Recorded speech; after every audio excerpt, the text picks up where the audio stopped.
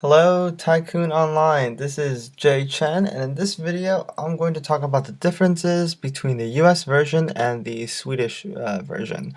Okay, so if you want to just read about it, you can scroll down, go to the help files, and go to the FAQ. If you guys didn't know, here's the FAQ. And if you scroll down to one of the questions, it says, what are the differences between US version and Sweden versions of the game? Okay, so I could just read this to you, but I actually just want to talk about how this affects the game, how this affects strategies, things like that. Okay, so this is Facebook. That doesn't really affect anything. This does affect something. You're in the US version, your buildings, when you place a building, your zones are bought automatically. Um, and then while in Sweden, you need to purchase the zone separately and then wait for the transaction to process before you place a building. So oddly enough, what this means is that in the US version, you get actually 10 more minutes to build. It doesn't affect the gameplay too much. It is a little tedious to just like sit there and wait for your building, for your zones, but it's not that different. Okay, next difference in the U.S. Okay, so in the U.S. you place a job ad. So let's go to that. I can show you. Here's the U.S. version. In the U.S. version, when you want to hire your staff, you place a job ad, and you can hire somebody. Whereas in Sweden, let's go to Sweden. In Sweden, you just click on the unemployed people, and there's a list of unemployed people. And I think, and you could argue that this is good or bad, and I'm not going to argue either of those. I'm going to go over the pros and cons of both of them, and what it means for your gameplay.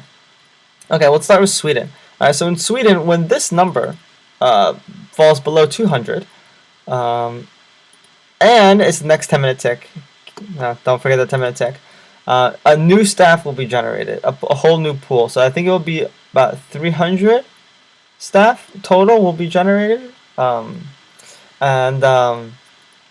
it's random professions. So what that basically means is that you have to really check this unemployed list quite often, quite a few times a day, if you really want to get some decent staff. Otherwise, you just have to order a staff of a random profession that you don't really need, that might not have very good salary or reliability. But either ways, you just have to keep checking this unemployed list, and try and find some good people. Whereas in the U.S. version, you can spend $250 and you can post a job ad for a certain profession, and you're guaranteed to get staff of that profession. So what that basically means is that in the U.S. version, you will spend more. Oh, okay, sorry. Let's go over the cost.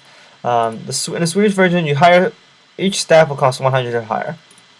In the U.S., each job ad will cost $250, and then once you get some staff, it will cost you $50 to hire them each. So, for example, I'm going to say, okay, I'm going to select the tailor, and I'm going to post a job ad. Okay, so then I get some tailors. I can look at their stats, and I can decide whether or not I want to hire them or not. And each one I hire will cost me an additional $50. So in one sense, the US version is cheaper if you hire a lot of staff. You also get the profession that you want.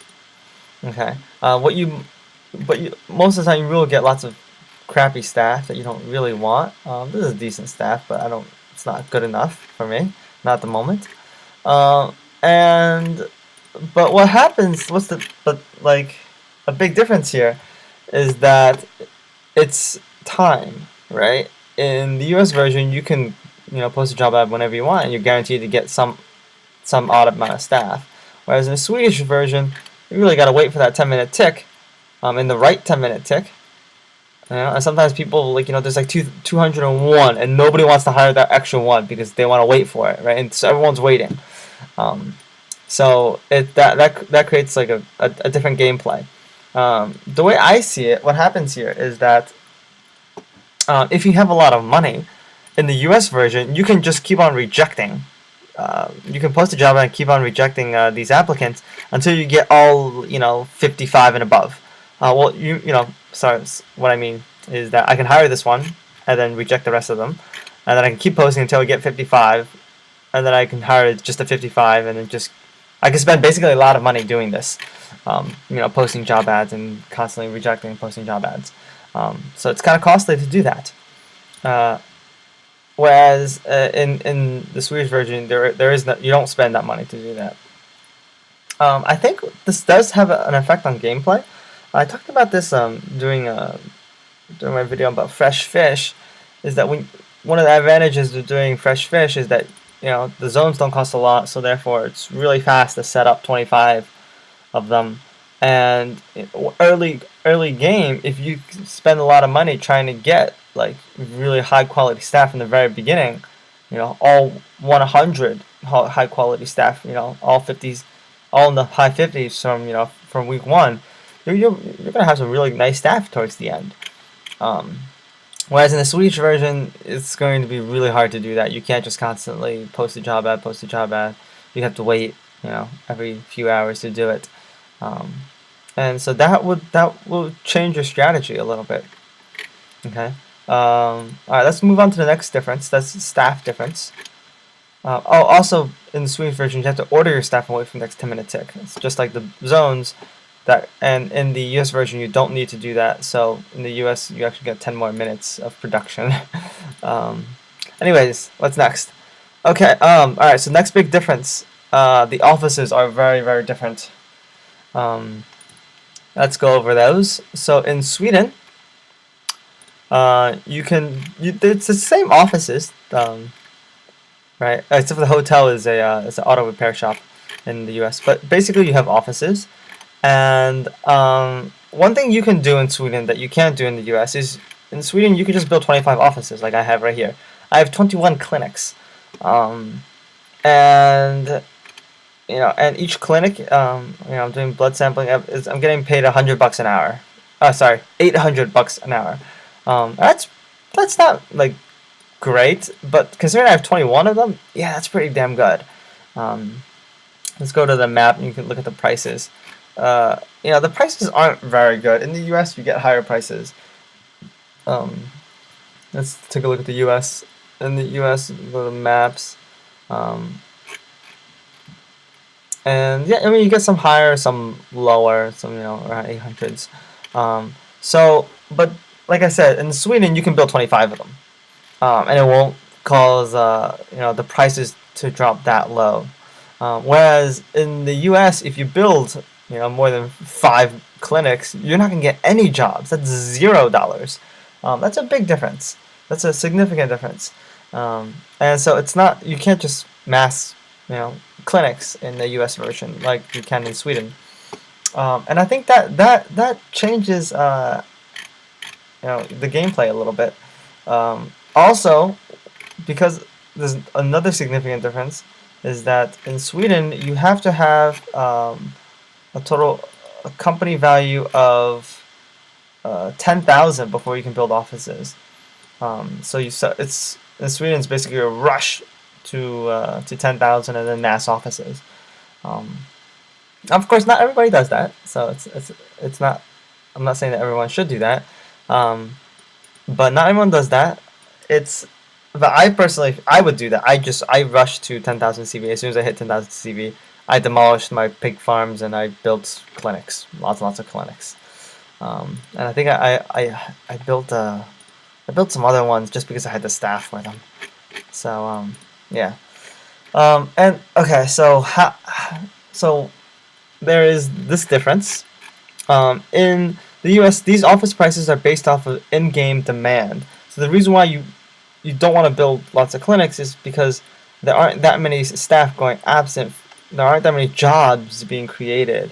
And so, there's this possibility that, in the US version, this offices are based off of demand. There has to be some demand for these services.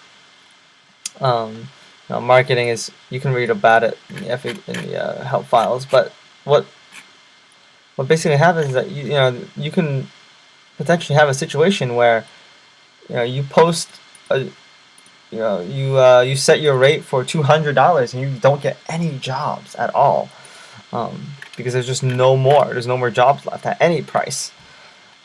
So that's a significant difference in how it works.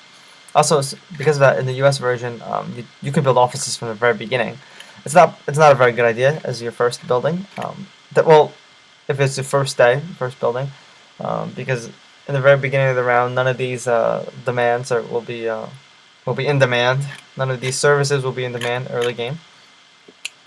But yes, anyway, so another thing that's related to offices is transportation. Transportation is more or less the same. Like transports, they work the same way. Except the what is it? Trains are ships in Sweden or something like that. Yeah. So in Sweden you have ships, and in the U.S. you have trains, and that's no difference. It's just a name. But what is different? One big difference are the prices. The prices of vehicles are very, very, very different. Well, not very different, but they are just different enough that it's it makes a big impact on how your vehicles work. Um, Also, in the Swedish version, each transport you buy will be more expensive by 1.5, whereas in the U.S. version, each transport you buy will be more expensive by 2. So it's twice as more expensive for the next plane. And I believe I have a spreadsheet. Let's go to that. Yes. I have a spreadsheet, talking about how if it'd be worth it to buy another transport or not. And if you look at my spreadsheet, it makes a big difference, right? In the U.S. version, it's what is it? This is the U.S. version. Yeah, in the U.S. version, the car starts off at 450, and because they double, I would say that around 9-ish, you're not really. You're gonna need to make a lot of CV off of those next few planes. Whereas in Sweden, 9. Sorry, here. The ninth car you're gonna need 1,500. In the U.S., the ninth car you're gonna need 3,800. So that is a significant difference here. In Sweden, you can have more vehicles because each vehicle, because they only go up by 1.5 for each incremental vehicle. It's you can have more, and it's less costly to have more. I think it's yeah. Okay, so also, but because of that, in Sweden, the initial cost of a vehicle is much higher. So a car is 1,800, whereas in the U.S. it's 450. So in the U.S. you can easily grab a few cars, a car and a truck really early in the game. Like literally, like after you build your first 2 buildings, you can buy a car. Whereas in Sweden, that's not always possible. But also, what's also then interesting is that because of the offices, because of that 10,000K rush in Sweden, transports in early game are really good for gaining CV. In my opinion, you kind of need them early game to gain you a little bit of CV. Whereas in the U.S. version, I know some people disagree with me on this, but in the U.S. version, I would not get transports as early. I would not get an early car. Actually, in the U.S. version, the first transport that I would get would be a plane, because a plane only costs 8,000 in the U.S. version, whereas in the Swedish version, the plane costs 32,000. So that's a significant difference of how it's played out. And again, that 10,000 CV mark for the offices will make it makes the early game a different strategy, and how it's run. Also, because of that, I feel that in the early game in the U.S. version, the market is very, very active.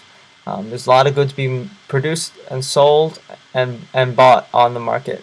Whereas in the Swedish version, because you can go 25 offices, the market is not as active. It is still very active, but it's not as active. I feel like in the Swedish version, commodities like wheat will dry up very quickly, whereas in the U.S. version they don't dry up as quickly. Surprisingly, bread, furniture. Some of these commodities, some of these goods are still there. So it's still early in my opinion. Okay, anyways, let's go some more differences. There is no wealth tax in the U.S. That might seem like a really silly difference, but basically in Sweden, I think every Saturday you get taxed for a number of savings you have. In the U.S., there is no wealth tax at all, and that seems like it's completely irrelevant. It doesn't really affect gameplay, does it? But actually, it does, because in the Swedish version, um, you don't want to hold off all your savings at the weekends because you're gonna get taxed, right? So because of that, there is another link here: investments. Both U.S. and Swedish servers have this. You basically spend $20 and you get one CV. That's it. No return. You spend $20, you get one CV. In the US version, this is utterly useless. Like, this link is useless because at the end of the round, your money is invested automatically. So it's better just, and you can't uninvest. Like, you can't trade in your CV and get back cash if you need it. So I feel like it's really not necessary at all to invest in the US version. Why you want to invest in the Swedish version is because you want to hide your savings so you don't get taxed on them. That is the only reason. That's one of the reasons why you want to use the investment link in the Swedish version. I guess in the US version, some people would argue that if you want a big jump in C rank for one reason or another, you can invest a lot of money and it will jump you really high, right? But it's just a one-time deal, and who knows what will happen with that. Okay, what else? We went over transports. Okay, this, some people, like, when I first read this, I was a little confused about this. So the U.S. transports travel their miles per hour distance every 10 minutes. So what that means is if you go to your transport and you click on your vehicle, and it tells you that it is going at 124 miles per hour. It is actually going at 124 miles per 10-minute tick. So this number will go down by 124 every 10 minutes, not every hour. That's what it means.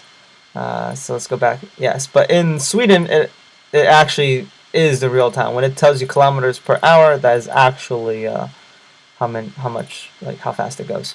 So if you click on a vehicle in Sweden, it says it goes, my car is going 77 kilometers an hour.